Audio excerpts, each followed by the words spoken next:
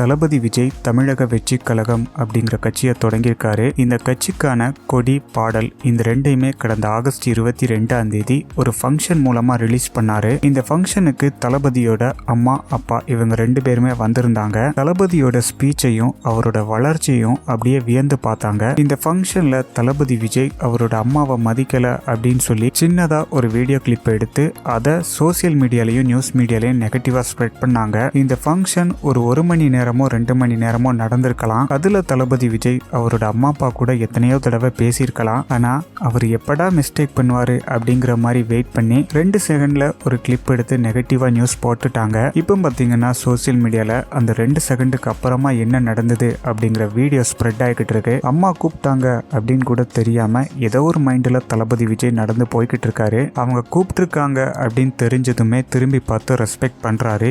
இப்போ அந்த video viral ஆகிக்கிட்டு இருக்கு. இதே மாதிரி தான் ரீசெண்டா கேப்டன் விஜயகாந்த் அவர்களோட வீட்டுக்கும் தளபதி விஜய் போனாரு. அதையுமே அரசியல் ஆதாயத்துக்காண்டி தான் போனாரு அப்படின்னு நெகட்டிவா ஸ்ப்ரெட் பண்ணாங்க. பிரேமலதா இன்னைக்கு ஒரு இன்டர்வியூ கொடுத்திருக்காங்க. அதுல என்ன சொன்னாங்கன்னா, விஜய் எங்க வீட்டோட புள்ள அப்படின்னும் கேப்டனை கோட் படத்துல கொண்டு வர்றதுக்காண்டி நான் பெர்மிஷன் கொடுத்தேன். அதுக்கு தேங்க் பண்றதுக்கு தான் அர்ச்சனா கல்பாத்தையும் வெங்கட் பிரபுவையும் வீட்டுக்கு கூப்பிட்டு வந்தாரு. படத்துல கேப்டன் வர்ற சீன் ரொம்பவே பிரம்மாண்டமா வந்திருக்கு அப்படின்ட்டு சொன்னாரு. சினிமால நீங்க தான் எனக்கு வழிகாட்டி அப்படின்னு சண்முக பாண்டியன் சொன்னதும் அரசியல்ல விஜய பிரபாகரன் தான் எனக்கு சீனியர் அப்படின்னு விஜய் சொன்னாருன்னு சொல்லி பிரேமலதா சொன்னாங்க.